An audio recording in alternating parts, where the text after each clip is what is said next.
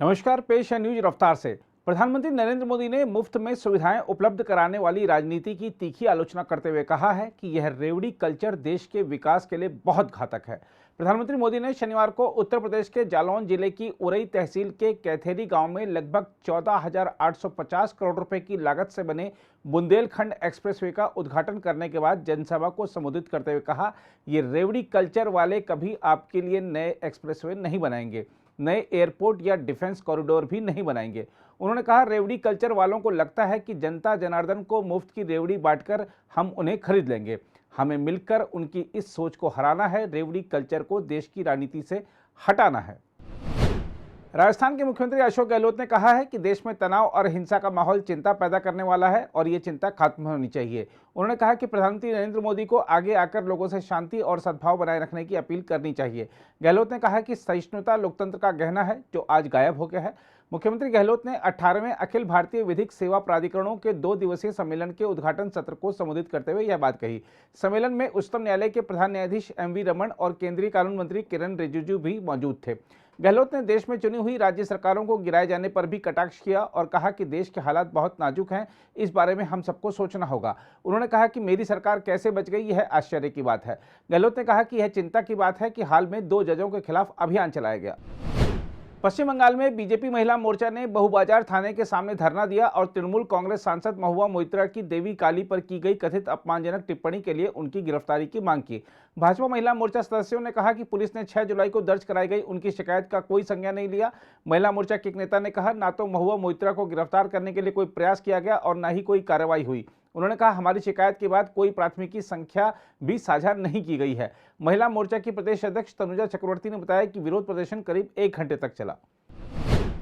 जयपुर में एनआईए की नामित अदालत ने उदयपुर के कन्हैयालाल हत्याकांड के 3 आरोपियों को शनिवार को न्यायिक हिरासत में भेज दिया। एनआईए की एक टीम ने हत्याकांड के आरोपियों रियाज अख्तरी, गौस मोहम्मद और फरहाद मोहम्मद शेख को शनिवार को कड़ी सुरक्षा में विशेष अदालत में पेश किया। ये तीनों अब तक एनआईए की हिरासत में थे। विशेष लोक अभियोजक टीपी शर्मा ने बताया, अदालत ने तीनों आरोपियों को 1 अगस्त तक न्यायिक हिरासत में भेजने का आदेश दिया है। उन्होंने बताया कि आरोपियों को अजमेर की उच्च सुरक्षा वाली जेल में स्थानांतरित किया जा रहा है। उल्लेखनीय है कि उदयपुर में 28 जून को पेशे से दर्जी कन्हैयालाल की निर्मम हत्या के मामले में एनआईए ने 2 मुख्य आरोपियों रियाज अख्तरी उर्फ रियाज अत्तारी और गौस मोहम्मद सहित कुल 7 लोगों को गिरफ्तार किया है।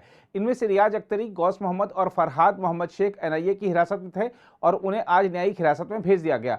बाकी 4 आरोपी मोहसिन, आसिफ, मोहम्मद मोहसिन और वसीम अली पहले से ही 1 अगस्त तक न्यायिक हिरासत में हैं।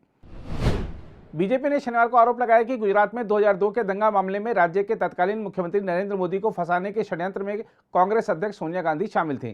बीजेपी प्रवक्ता समित पात्रा ने एक प्रेस कॉन्फ्रेंस में दावा किया कि गांधी के राजनीतिक सलाहकार और प्रमुख कांग्रेस नेता रहे दिवंगत अहमद पटेल केवल माध्यम थे जिनके जरिए उन्होंने राज्य में बीजेपी सरकार को अस्थिर करने तथा प्रधानमंत्री मोदी का राजनीतिक करियर तबाह करने की कोशिश की थी। उन्होंने मांग की कि इस मुद्दे पर सोनिया गांधी को संवाददाता सम्मेलन को संबोधित करना चाहिए।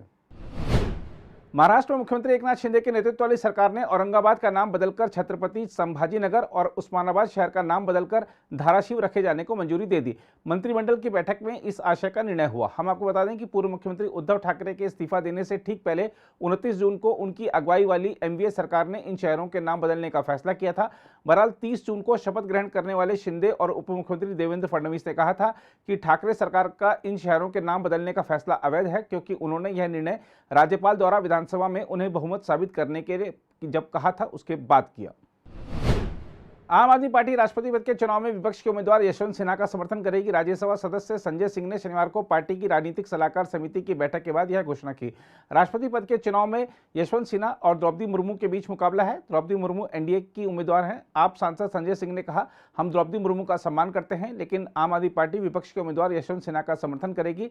हम आपको बता दें कि इस बैठक में आम आदमी पार्टी के राष्ट्रीय संयोजक और दिल्ली के मुख्यमंत्री अरविंद केजरीवाल, उप मुख्यमंत्री मनीष सिसोदिया, संजय सिंह, राज्यसभा सांसद राघव चड्ढा, विधायक आतिशी तथा पीएसी के अन्य सदस्य शामिल हुए। राष्ट्रपति चुनाव के लिए मतदान सोमवार को होगा। अमेरिका के राष्ट्रपति जो बाइडेन ने कहा है कि उन्होंने सऊदी अरब के क्राउन प्रिंस मोहम्मद बिन सलमान के साथ शुक्रवार को बैठक की शुरुआत में सऊदी पत्रकार जमाल खशोगी की 2018 में हुई हत्या का मामला उठाया। इसी के साथ उन्होंने इस विचार को खारिज किया कि वह सऊदी अरब के साथ अहम राजनयिक संबंधों को फिर से स्थापित करने की कोशिश के दौरान उसके द्वारा किए गए कथित मानवाधिकार उल्लंघन को नजरअंदाज कर रहे हैं। भारत के ऐश्वर्य प्रताप सिंह तोमर ने ISSF निशानेबाजी विश्व कप की 50 मीटर 3 पोजीशन स्पर्धा में स्वर्ण पदक अपने नाम किया। 21 साल के तोमर ने 2018 युवा ओलंपिक चैंपियन हंगरी के जलान पेकलर को 16-12 से पछाड़कर पोडियम में शीर्ष स्थान पर कब्जा किया। मौजूदा जूनियर विश्व चैंपियन तोमर क्वालिफिकेशन दौर में भी 593 अंक के स्कोर से शीर्ष पर रहे थे। यह तोमर का निशानेबाजी विश्व कप में दूसरा स्वर्ण पदक है। उन्होंने पहला पदक पिछले साल नई दिल्ली में जीता था। मध्य प्रदेश के निशानेबाज का यह मौजूदा प्रतियोगिता में भारत का चौथा स्वर्ण पदक था। भारत ने इस तरह पदक तालिका में कुल 9 पदक, जिसमें 4 स्वर्ण है, 4 रजत और 1 कांस्य है, से शीर्ष पर अपना स्थान मजबूत किया है। विमान ईंधन यानी ATF की कीमत में शनिवार को 2.2% की कटौती की गई, जो अंतर्राष्ट्रीय तेल कीमतों में गिरावट को दर्शाती है। सार्वजनिक क्षेत्र की पेट्रोलियम कंपनियों की मूल्य अधिसूचना के अनुसार ATF के दाम में 3084 रुपये 94 पैसे प्रति किलो लीटर या 2.2% की कटौती करके इसे 1,38,147 रुपये 93 पैसे प्रति किलो लीटर कर दिया गया है। ATF की कीमत में इस साल दूसरी बार कटौती की गई है। हम आपको बता दें कि ATF के दाम पिछले पखवाड़े अंतर्राष्ट्रीय तेल कीमतों के आधार पर हर महीने की पहली और 16वीं तारीख को संशोधित किए जाते हैं। इससे पहले 1 जुलाई को कीमत में कोई बदलाव नहीं किया गया था। अगर आप भी लेना चाहते हैं देश दुनिया की तमाम जानकारी तो आज ही सब्सक्राइब करें हमारे चैनल को। साथ ही नीचे दिए बेल आइकन को जरूर दबाएं ताकि हर अपडेट आप तक पहुंच सके।